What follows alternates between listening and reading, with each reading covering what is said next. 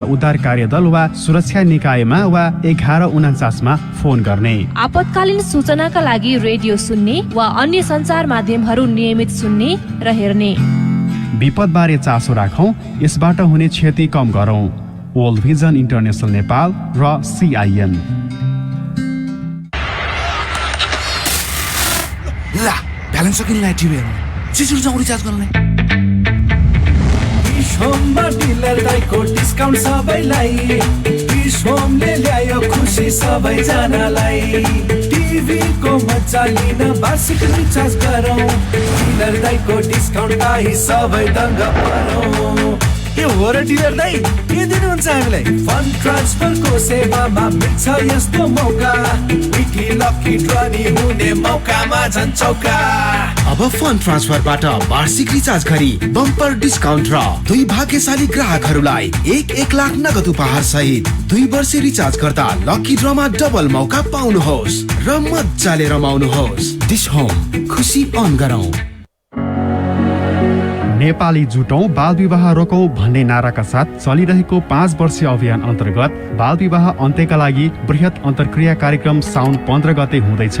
3 बजेदेखि 5 बजेसम्म जुम मार्फत हुने भर्चुअल कार्यक्रममा सरकार, सरकारवाला र बाल बालिका बीच बाल विवाह अन्त्यका लागि छलफल हुनेछ, प्रतिबद्धता व्यक्त गरिनेछ। कार्यक्रममा बाल विवाह सम्बन्धी अनुसन्धानको निचोड पनि प्रस्तुत गरिनेछ। वर्ल्ड भिजन इन्टरनेसनल नेपालसँगको साझेदारीमा हुने कार्यक्रमको CIN ले प्रत्यक्ष प्रसारण गर्नेछ। तपाई पनि सुन्नुहोला र आफ्नो प्रतिक्रिया हाम्रो IVR 015260 मा रेकर्ड गराउनुहोला।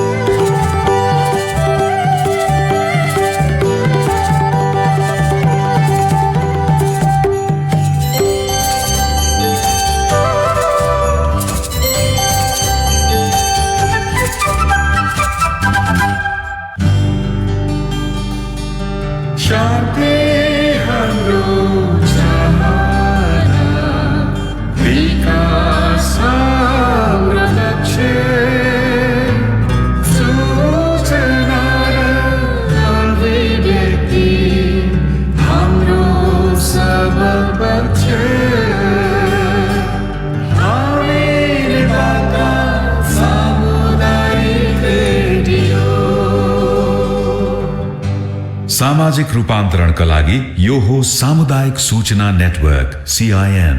अहिले बिहानको 6 बजेको छ। सामुदायिक सूचना नेटवर्क CIN बाट अब प्रसारण हुँदैछ साझा खबर।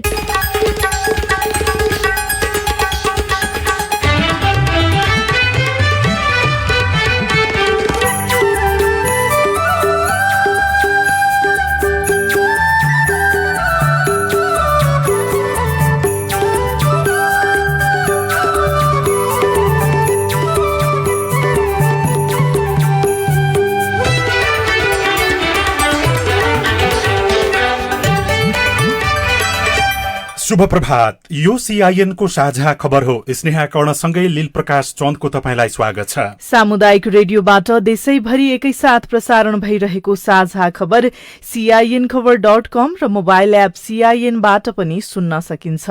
आज 2078 साल साउन 12 गते मंगलबार, जुलाई 27 तारिक सन् 2021, नेपाल सम्वत 1141 साउन कृष्ण पक्षको चतुर्थी तिथि। साझा खबरमा प्रमुख खबरका शीर्षकहरू।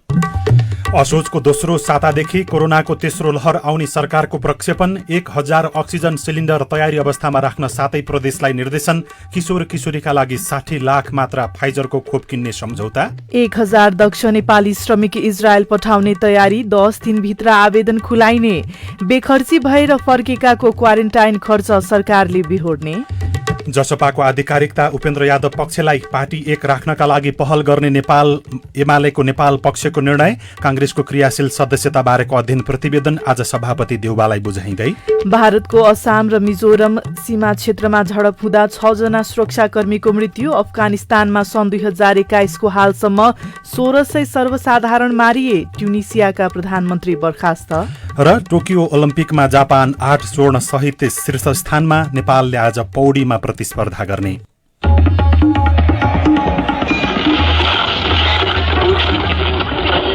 सयौं रेडियो, हजारौं रेडियो कर्मी र करोडौं नेपालीको माझमा यो हो सामुदायिक सूचना नेटवर्क CIN। साझा खबरको सबैभन्दा सुरुमा असोजको दोस्रो सातादेखि कोरोनाको तेस्रो लहर आउने भन्दै सरकारले गरेको प्रक्षेपण र निर्देशनको प्रसंग। सरकारले कोरोना संक्रमण दर उतार चढाव भइरहँदा दैनिक संक्रमित संख्या नघटे असोज दोस्रो सातादेखि तेस्रो लहर आउन सक्ने प्रक्षेपण गरेको छ।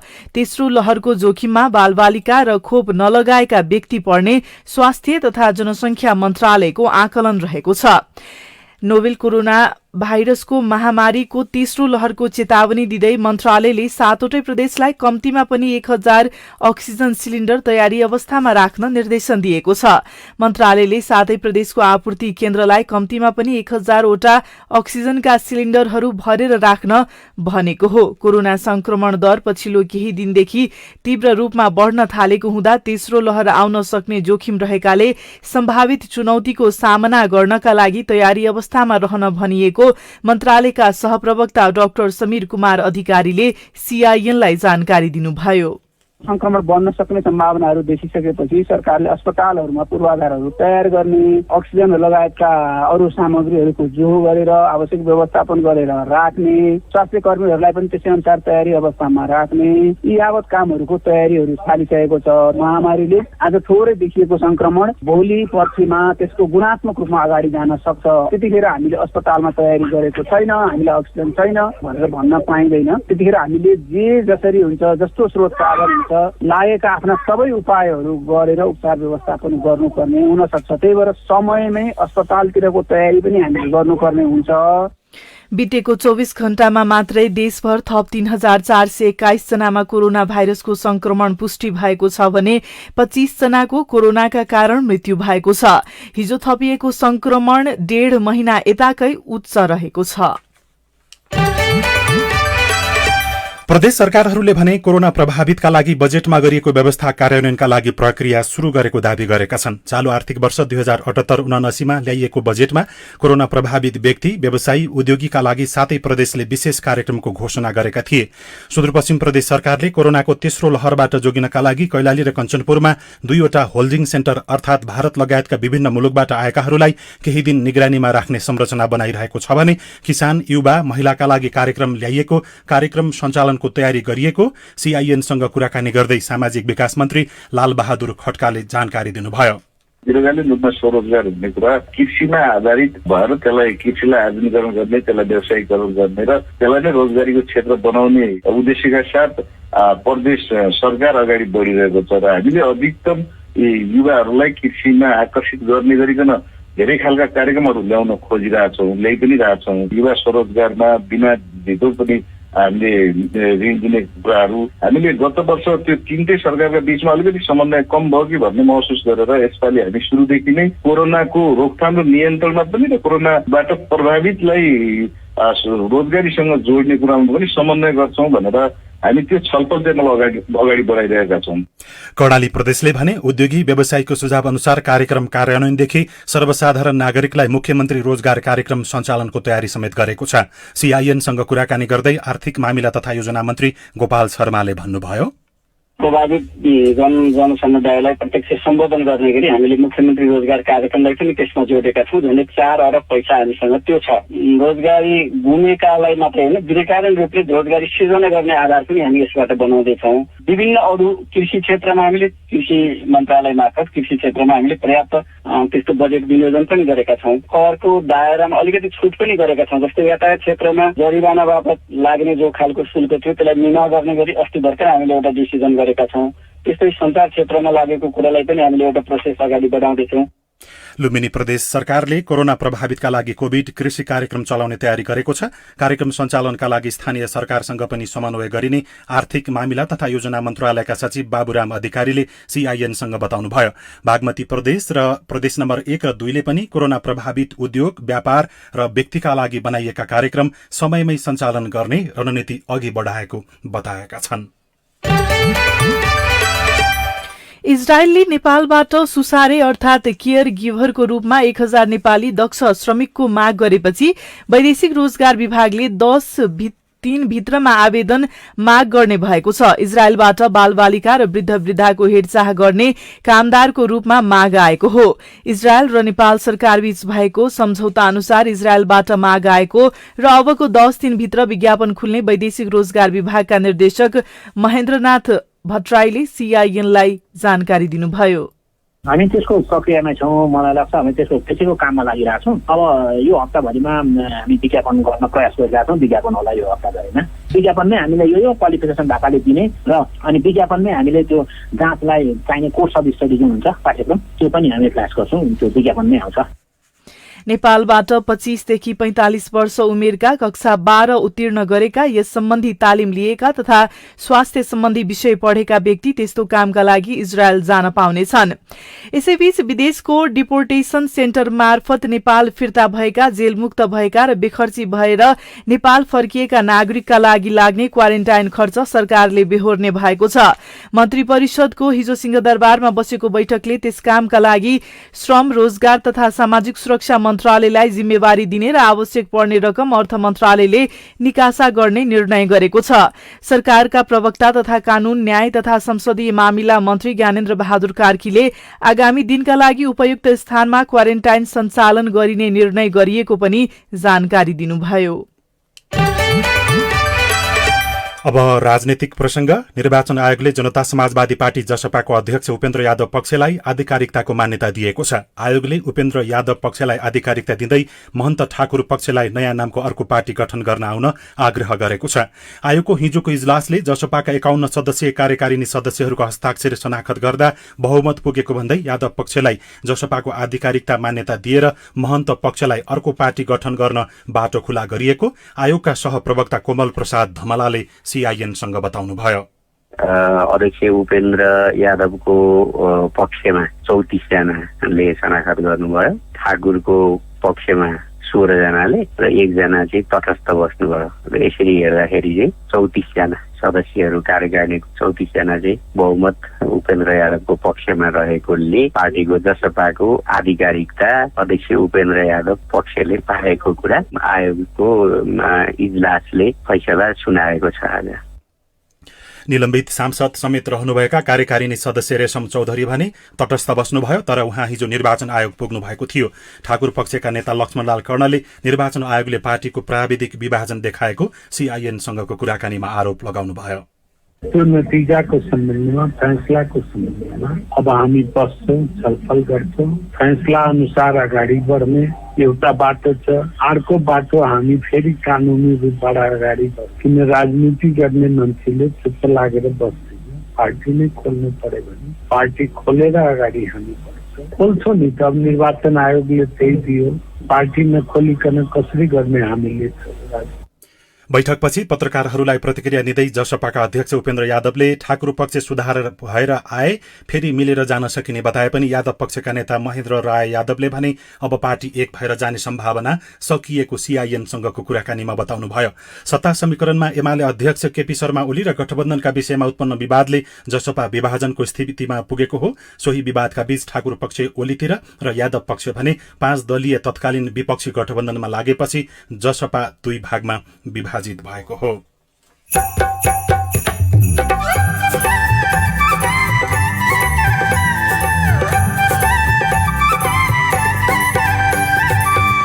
सामुदायिक सूचना नेटवर्क CIN मार्फत देशभरि प्रसारण भइरहेको साझा खबरमा कोरोना महामारीले बालबालिकाको सिकाइ स्तर खस्किँदै 80% विद्यार्थी विद्यालयको सम्पर्कमा छैनन्। 1.5 वर्षको अवधिमा एकदमै न्यून हुँदै गएको महसुस गरिएको छ। पार्टी 1 राख्नका लागि पहल गर्ने नेकपाको नेपाल पक्षको निर्णय, कांग्रेसको क्रियाशील सदस्यता बारेको अध्ययन प्रतिवेदन आज सभापति देउबालाई बुझाइँदै लगायतका खबर बाँकी नै छन्। CIN को साझा खबर सुन्दै गर्नुहोला। 5 वर्ष मुनिका बालबालिकाहरूलाई नेपाल सरकारले बाल पोषण भत्ता प्रदान गर्दै आइरहेको छ। यसका लागि आफ्नो वडा कार्यालयमा नाम दर्ता गरी बाल अधिकारको सुनिश्चितता गरौं। बाल पोषण भत्ता बालबालिकाको पोषण तथा स्वास्थ्यमा मात्रै खर्च गर्नुपर्नेछ। स्थानीय तहले भत्ताको सदुपयोगको सुनिश्चितता गर्नुपर्दछ। जनचेतनाका लागि सामाजिक सुरक्षा नागरिक समाज सञ्जाल SPCSN र समाज सेवा तथा मानव अधिकारमा महिला र बालबालिका सिविसद्वारा जारी। सहयोगी संस्था वी सोशल मुभमेन्ट बेल्जियम। आइसोलेसनमा रहँदा बालबालिकाको ख्याल कसरी राख्ने? बालबालिकाहरूमा कोभिडको लक्षण देखिएमा उनीहरूले विश्वास गर्ने परिवारको एकजना सदस्यलाई हेरचाह गर्न दिने, स्वास्थ्यका मापदण्डको पालना गरेमा चाँडै निको हुन्छ भनेर बालबालिकालाई बुझाउने, बालबालिकाको स्याहार गर्दा स्याहारकर्ताले मास्क अनिवार्य गर्ने र बालबालिकालाई पनि मास्क लगाउन दिने, डाक्टरको सल्लाहमा मात्रै औषधि खुवाउने, आइसोलेसनमा रहँदा व्यायाम र पोसिलो खानेकुराको सन्तुलन मिलाउने, संक्रमित बालबालिकालाई सम्भव भए छुट्टै शौचालय प्रयोग गर्न दिने, नभए शौचालयको प्रयोगपछि स्याहारकर्ताको सहयोगमा निसंक्रमण गर्नुपर्छ। बालबालिकाले प्रयोग गरेका भाँडा, रुमाल, मञ्जन, ब्रस लगायत व्यक्तिगत सामान छुट्टै राख्नुपर्छ। बालबालिका र स्याहारकर्ताले बेला बेलामा साबुन पानीले हात धुने वा सेनिटाइजरको प्रयोग गर्नुपर्छ। बालबालिकामा कोभिड संक्रमणको लक्षण देखा परेको 2 देखि 4 हप्ताभित्र ज्वरो आउने, घाँटी दुख्ने, धेरै थकान महसुस हुने, पखाला हुने, पेट दुख्ने भएमा तुरुन्त चिकित्सकको परामर्श लिनुपर्छ। बालबालिकाहरूमा संक्रमण भएको 4 हप्तासम्म पनि जटिलता हुन सक्ने भएकोले उनीहरूको 4 हप्तासम्म राम्ररी निगरानी गर्नुपर्छ। कोरोना सम्बन्धी कुनै पनि जानकारी चाहिएमा निशुल्क हटलाइन नम्बर 1115 वा 1133 मा फोन गर्नुहोस्।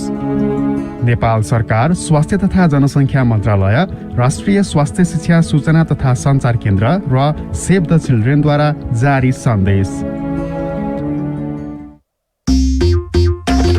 शरीर हुन्छ अङ्ग भङ्ग जसले तेजाब छर्छ, ती व्यक्तिले कानुनत दण्ड भोग्नै पर्छ। तेजाब हानि शरीरका संवेदनशील अङ्ग, क्षति नष्ट गरी जसले बाँच्छ अङ्ग भङ्ग। 20 वर्ष जेल 10 लाख क्षतिपूर्ति भर्छ। तेजाब हानि जसले मानवीय क्षति गर्छ। तेजाबको कारणबाट पीडितको ज्यान गए, पीडकलाई हुन्छ ज्यान मारेको सजाय। कसुरदारलाई कारबाही पक्का पक्की हुन्छ। घटना हुन साथै पहिले उजुर गर्नु पर्छ। कसुरदार उनको भने झन् विनाश गर्छ। तेजाब हाल्ने अपराधीलाई दण्ड दिनै पर्छ। UN ODC को सहकार्यमा महान्यायाधिवक्ताको कार्यालय। सामाजिक रूपान्तरणका लागि यो हो सामुदायिक सूचना नेटवर्क CIN। तपाईँ अहिले देशभरिका सामुदायिक रेडियो CIN खबर.com र मोबाइल एप CIN बाट एकैसाथ साझा खबर सुन्दै हुनुहुन्छ। अब बाँकी खबर। नेकपा एमालेको माधव नेपाल पक्षले आपसी भनाभन बन्द गरेर पार्टी एकतामा जोड़ दिने निर्णय गरेको छ। नेपाल पक्षको स्थायी कमिटी बैठकले पार्टी एकतामा जोड़ दिने निर्णय गरेको हो। अध्यक्ष केपी शर्मा ओली र वरिष्ठ नेता माधव कुमार नेपालले अध्यक्षका रूपमा काम गर्ने गरी आगामी महाधिवेशनसम्म जाने प्रस्तावलाई एकताको आधार बनाउन सकिने बैठकमा छलफल भएको नेपाल पक्षका नेता रघुजी पन्तले जानकारी दिनुभयो। मूल छलफल चाहिँ पार्टीको एकताको सम्बन्धमा भयो। अझैसम्म जे एकताको लागि प्रयासहरू भइरहेछन् ती प्रयासहरू धेरै हदसम्म सकारात्मक भएको, ती सकारात्मक प्रयासहरूलाई अब छिटो नै टुङ्गोमा पुर्याउनु पर्ने, त्यसलाई टुङ्गोमा पुर्याउनको लागि अब थप प्रयत्नहरू गरौँ भन्ने कुरा भएर नेकपा एमालेका मतदाताहरू र मुलुकको राष्ट्रियता र लोकतन्त्रलाई माया गर्ने जनताहरू नेकपा एमालेको एकता चाहन्छन् भन्ने कुरालाई हामीले आत्मबोध गरेका छौँ। एमाले भित्रको विवाद समाधानका लागि माधव नेपाललाई दोस्रो अध्यक्ष बनाउने प्रस्ताव ओली समूहका नेताहरूले अगाडि सारेका थिए। यो प्रस्तावमा माधव नेपाल पक्षका केही नेताहरू सहमत देखिए पनि नेता नेपालले स्वीकार गरिसकेको अवस्था भने छैन। यसैबीच नेपाली कांग्रेसको महाधिवेशन नजिकिँदै गर्दा नेताहरूको छलफल र भेटघाट पनि तीव्र बनेको छ। कांग्रेसको महाधिवेशन आउन अब 1 महिना मात्रै बाँकी रहँदा नेताहरूको छलफल र भेटघाट बढ़िरहेको छ भने सानो आकारमा गुटोगत भेला पनि चलिरहेको छ।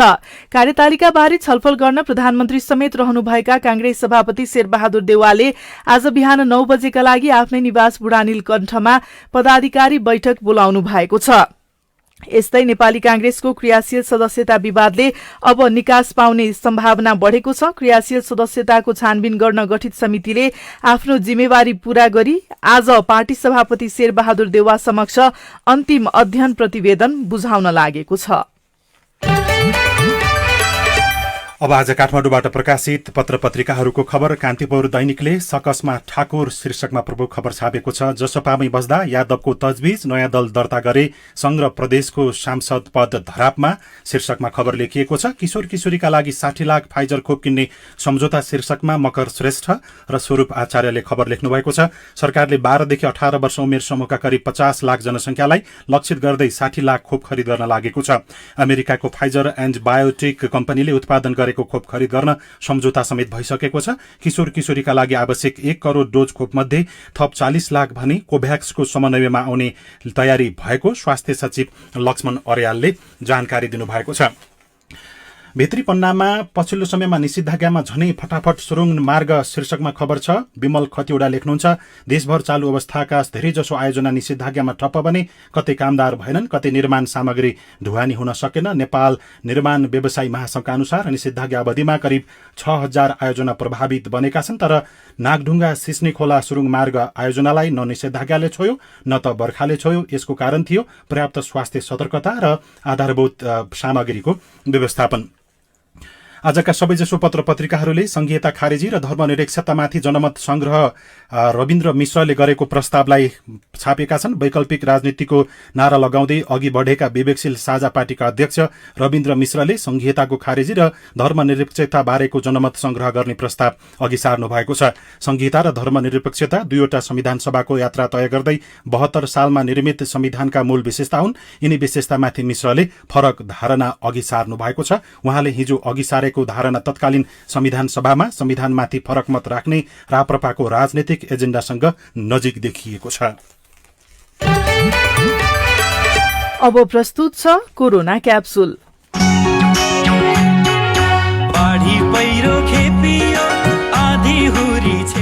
कोरोनाको यो 73औं क्याप्सुल हो। आजको क्याप्सुलमा 3वटा डोजहरू छन्। आजका डोजहरू खोप लगाउन भर्नुपर्ने फारम र खोपको प्रमाणीकरण सम्बन्धी अन्यलका विषयमा जानकारी दिन तयार पारिएका छन्।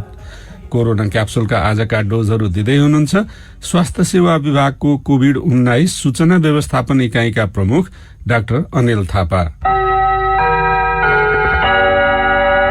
कोरोना विरुद्धको खोप लगाउने काम शुरू भए पनि धेरै मानिस खोप कहाँ पाइन्छ र कहिले लगाउन पाइन्छ भन्ने थाहा नपाएर हैरान छन्। त्यसमाथि केही दिनदेखि फारम नभरी खोप लगाउन नपाइने र फारम नभरे पनि खोप लगाउन पाइने दुवै थरी हल्ला चलेका छन्। के खोप लगाउन अब फारम भर्नै पर्ने हो त? सुनौ कोरोना क्याप्सुलको पहिलो डोज। प्री रेजिस्ट्रेसन गर्नु पर्यो अनिवार्य रूपमा। प्री रेजिस्ट्रेसन गरेपछि मात्रै तपाईको चाहिँ अब खोप दिने भन्ने हिसाबमा चाहिँ कुरा अगाडि बढाएको छ। फुल डिजिटलाइजेसन नाम नामेसी अनुसार जबसम्म गर्न सकिँदैन तबसम्म उहाँहरूलाई भोलि इन्टरनेसनल भिजिटमा जानलाई गाह्रो हुने भयो। उहाँले खोप लगाएको सुनिश्चित नभइकन कुनै पनि काम गर्नलाई अप्ठ्यारो हुने भयो। खोप लगाएको हो भनेर प्रमाणित गर्नको लागि नाम नामेसी अनुसारको डिजिटलाइज डेटा ब्याङ्क हामीसँग हुनु पर्यो। त्यस कारणले गर्दा यो चाहिँ सबै महानुभावले अनिवार्य भरिदिनुपर्छ। भरिएन भने उहाँहरूलाई दुःख हुन्छ। खोपको व्यवस्थापन गर्न योजना बनाउन सरकारलाई पनि अप्ठ्यारो हुन्छ।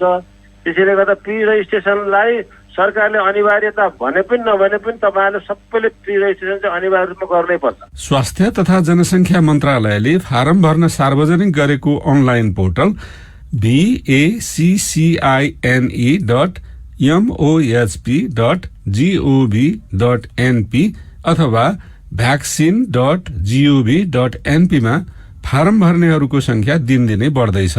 तर यो फारम इन्टरनेट सुविधा सहज भएका र शहरका मानिसले धेरै भरेका छन्।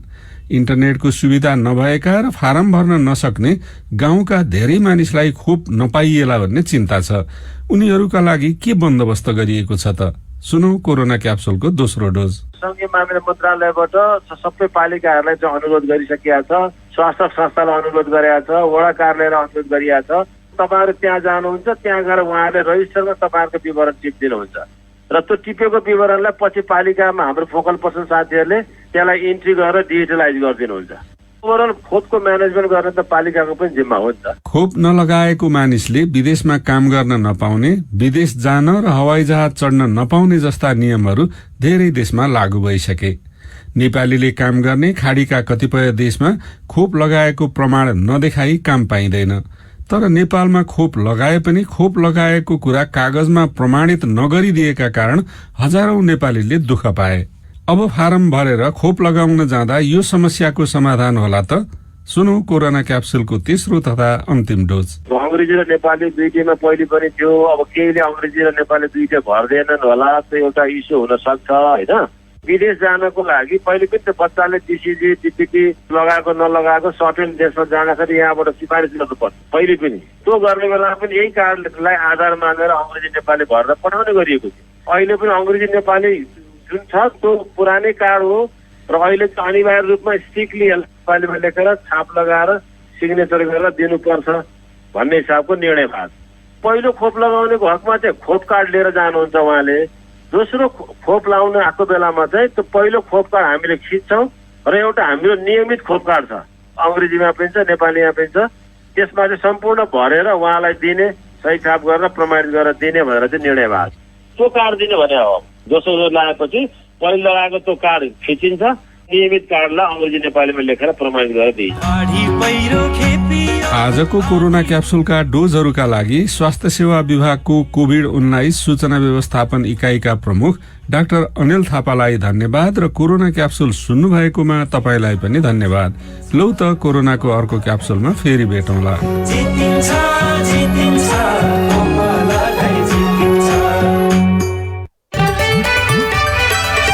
साझा खबरमा अब विदेशको खबर। ट्युनिसियामा राष्ट्रपतिले निर्वाचित प्रधानमन्त्रीलाई अपदस्थ गरी सत्ता आफ्नो हातमा लिएसँगै समर्थन र विरोधमा ठाउँ ठाउँमा प्रदर्शनहरू भएका छन्। दुई समूहबीच भएका झडपमा सयौं मानिस घाइते भएको अन्तर्राष्ट्रिय सञ्चार माध्यमहरूले उल्लेख गरेका छन्। भारतको असम र मिजोरमको सीमा क्षेत्रमा भएको झडपमा 6 जना सुरक्षाकर्मीको मृत्यु भएको छ। असममा मुख्यमन्त्री हिमन्त बिश्व शर्माका अनुसार असम र मिजोरमको सीमा क्षेत्रमा सर्वसाधारण र प्रहरीबीच भएको झडपमा 6 जना प्रहरीको मृत्यु भएको हो। असम र मिजोरममा लामो समयदेखि सीमा विवाद रहेको र विवाद समाधानका लागि दुवै राज्यका मुख्यमन्त्रीबीच वार्ता हुँदै आए पनि समस्या समाधान हुन नसकेको भारतीय सञ्चार माध्यमहरूले लेखेका छन्। र संयुक्त राष्ट्र संघले सन् 2021 को हालसम्म अफगानिस्तानमा 1000 भन्दा बढी सर्वसाधारणको मृत्यु भएको बताएको छ। संगठनको एक प्रतिवेदन अनुसार सन् 2021 को शुरूदेखि हालसम्म 1600 सर्वसाधारणको द्वन्द्वमा परि मृत्यु भएको छ। अब खेल खबर। विश्व क्रिकेटका अलराउन्डर तथा पाकिस्तानका पूर्व कप्तान शाहिद अफ्रिदीले 4थो संस्करणको Everest premier league Kathmandu kings 11बाट खेल्ने हुनुभएको छ। उहाँको यो निर्णयले नेपाली क्रिकेट प्रेमी उत्साहित बनेका छन्। जापानमा जारी टोकियो ओलम्पिकमा आज नेपालले पौडी विधामा प्रतिस्पर्धा गर्न लागेको छ। आज पौडी खेलाड़ी एलेक्जेन्डर शाह एलेक्सले पुरुषको 100 मिटर फ्री स्टाइलमा प्रतिस्पर्धा गर्नुहुनेछ। यसैबीच टोकियो ओलम्पिक खेलकुदमा सहभागिता जनाएका नेपालका सुटिङ र जुडो टोली आज नेपाल फर्कदैछ र जापानमा जारी टोकियो ओलम्पिकमा जापान शीर्ष स्थानमा उक्लेको छ। यो समाचार तयार पार्दासम्म जापानले 8 स्वर्ण 2 कांस्य र 3 रजक पदक हात पारेको र तालिकाको शीर्ष स्थानमा उक्लेको छ। यस्तै अमेरिका 7 स्वर्ण सहित दोस्रो स्थानमा छ भने चीनले 6 स्वर्ण हात पारेको छ। कोरोना महामारीको बेलाको वैकल्पिक सिकाइको प्रभावबारे अध्ययन गर्दै सरकार। रेडियो रिपोर्ट, स्वस्थ जीवनशैली सम्बन्धी सन्देश, अरू खबर र कार्टुन पनि बाँकी नै छ। CIN को साझा खबर सुन्दै गर्नुहोला। नेपाली जुटौं बाल विवाह रोकौं भन्ने नाराका साथ चलिरहेको 5 वर्षीय अभियान अन्तर्गत बाल विवाह अन्त्यका लागि बृहत अन्तर्क्रिया कार्यक्रम साउन 15 गते हुँदैछ। 3 बजेदेखि 5 बजेसम्म जुम मार्फत हुने भर्चुअल कार्यक्रममा सरकार, सरकारवाला र बाल बालिका बीच बाल विवाह अन्त्यका लागि छलफल हुनेछ, प्रतिबद्धता व्यक्त गरिनेछ। कार्यक्रममा बाल विवाह सम्बन्धी अनुसन्धानको निचोड पनि प्रस्तुत गरिनेछ। वर्ल्ड भिजन इन्टरनेशनल नेपालसँगको साझेदारीमा हुने कार्यक्रमको CIN ले प्रत्यक्ष प्रसारण गर्नेछ। तपाई पनि सुन्नुहोला र आफ्नो प्रतिक्रिया हाम्रो IVR 015260 मा रेकर्ड गराउनुहोला। सामाजिक रूपान्तरणका लागि यो हो सामुदायिक सूचना नेटवर्क CIN। साझा खबरमा अब कोरोनाले बालबालिकाको सिकाइमा परेको प्रभाव। कोरोना भाइरसको महामारीका कारण 1.5 वर्षदेखि बालबालिकाहरू विद्यालय जान पाएका छैनन्। सरकारले भर्चुअल माध्यमबाट शैक्षिक क्रियाकलाप गर्न भने पनि प्रभावकारी नभएका कारण बालबालिकाको शैक्षिक स्तर खस्किएको टिप्पणी हुन थालेको छ। सुर्खेतको वीरेन्द्रनगर नगरपालिका 4 का दीपिका विक कक्षा 8 मा पढ्नुहुन्छ। कोरोनाका कारण विद्यालय बन्द भए। अघिल्लो वर्ष कक्षा 8 को पाठ्य पुस्तकका सबै विषयवस्तु पढ्न पाइएन। आन्तरिक मूल्याङ्कनका आधारमा उत्तीर्ण भए पनि आफ्नो पढाइ कमजोर भएको महसुस दीपिकालाई हुन्छ। घर बसी बसी पढ्ने, अनलाइन क्लास पढ्ने, एकछिन अनि त्यसपछि त घरको कामहरू पनि भइरहन्छ, पढाइ पनि बिग्रिँदै गएको छ कि धेरै पिरियडहरू पढाइने हुन्न, धेरै टाइम पनि जान्न के त्यो पिरियडमा। दीपिका मात्रै होइन, विद्यालय जाने लाखौं बालबालिका कक्षा कोठामा जस्तो प्रभावकारी पढाइ भर्चुअल माध्यमबाट नभएकोमा चिन्तित छन्। घरमै बसेर गरिने पठन पाठनबाट सिकाइ राम्रो भएन कि भन्ने अभिभावकहरूलाई पनि लाग्ने गरेको छ। खोटाङको दिक्तेल रूपाकोट मझुवागढी नगरपालिकाका निरोज भट्टराई युकेजी गएको विद्यार्थी अब अहिले राम्रोसँग पहिले त्यति ट्यालेन्ट थियो, अहिले केही जान्दैन। सिकेको कुरा जम्मै बिर्सिसकेको सबै। सरकारको तथ्याङ्क अनुसार सामुदायिक र निजी गरी नेपालमा 32,000 विद्यालय छन्। त्यहाँ पठन पाठन गर्ने विद्यार्थीको संख्या 72 लाख छ। उनीहरूलाई कक्षा कोठामा पढाउने वातावरण नहुँदा देखिएको असरबारे बताउँदै कपिलवस्तुको बाणगंगा नगरपालिकामा रहेको जनता माध्यमिक विद्यालयका प्रधानाध्यापक रमेश पन्थी 80% विद्यार्थी विद्यालयको सम्पर्कमा छैनन्। त्यस कारणले शैक्षिक गुणस्तर विगत 1.5 वर्षको अवधिमा एकदमै न्यून हुँदै गएको महसुस गरिएको छ। महामारी नफैलियोस् भन्नका लागि विद्यार्थी र शिक्षक बीच प्रत्यक्ष सिकाइलाई सरकारले अझै अनुमति दिएको छैन। भर्चुअल माध्यमबाट हुने सिकाइ निरन्तर चले पनि विधि र प्रक्रियामा सुधार नभए अहिलेको असर विश्वविद्यालयको पढाइमा पर्ने बताउनुहुन्छ शिक्षाविद विद्यानाथ कोइराला। सिकाइलाई पढाइमा जोड्ने किसिमको कला शिक्षकसँग हुने हो भने विद्यार्थीलाई पढ्नलाई पनि गाह्रो हुँदैन, सिक्नलाई पनि गाह्रो हुँदैन। अत्यन्त सजिलो ढङ्गले विद्यार्थीहरू जान्दछन्। उनको उमेरसँगको कुरा त त्यसै सिक्छन् नि, किनभने यो सिकाइ भनेको उमेरसँग टाँसिने विषयवस्तु हो, नत्र जबरजस्ती सिकाइ हुँदैन।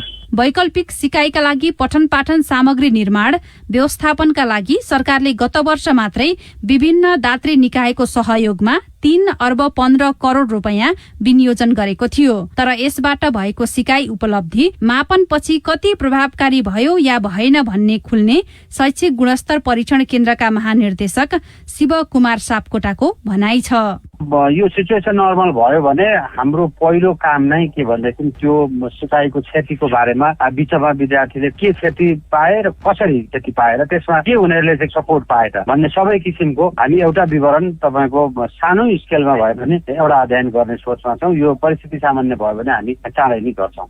भर्चुअल माध्यमबाट गरिएको शिक्षणमा शहर बजार र सुगमका बालबालिकाको पहुँच पुगे पनि दुर्गम क्षेत्रका बालबालिका इन्टरनेट बिजुली लगायतको अभावमा राम्ररी जोडिन सकेनन्। यस आधारमा गरिब सीमान्तकृत समुदायका बालबालिकाको सिकाइ स्तर बितेको 1.5 वर्षमा खस्किएको विज्ञहरूको तर्क छ। सीता शर्मा, CIN काठमाडौँ। यो रिपोर्टसँगै हामी साझा खबरको अन्त्यमा आइपुगेका छौं। सामुदायिक रेडियो प्रसारक संघद्वारा सञ्चालित CIN को बिहान 6 बजेको साझा खबर सक्नु अघि मुख्य खबर फेरि एकपटक। असोजको दोस्रो सातादेखि कोरोनाको तेस्रो लहर आउने सरकारको प्रक्षेपण। 1000 अक्सिजन सिलिन्डर तयारी अवस्थामा राख्न 7 प्रदेशलाई निर्देशन। किशोर किशोरीका लागि 60 लाख मात्रा फाइजरको खोप किन्ने सम्झौता।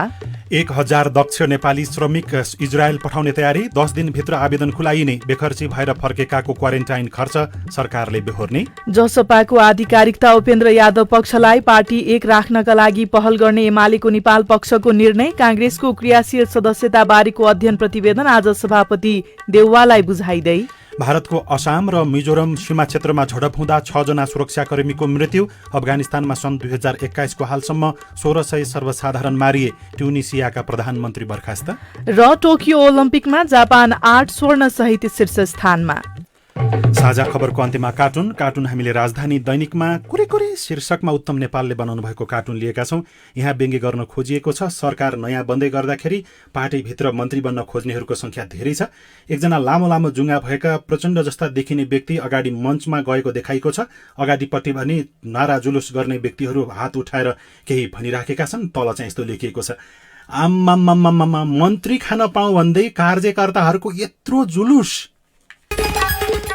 हवस् त प्राविधिक साथी सुनिल राज भारतलाई धन्यवाद। अहिलेलाई लील प्रकाश चन्द र स्नेहा कर्ण विदा भयौं। तपाईँको आजको दिन शुभ होस्। नमस्कार।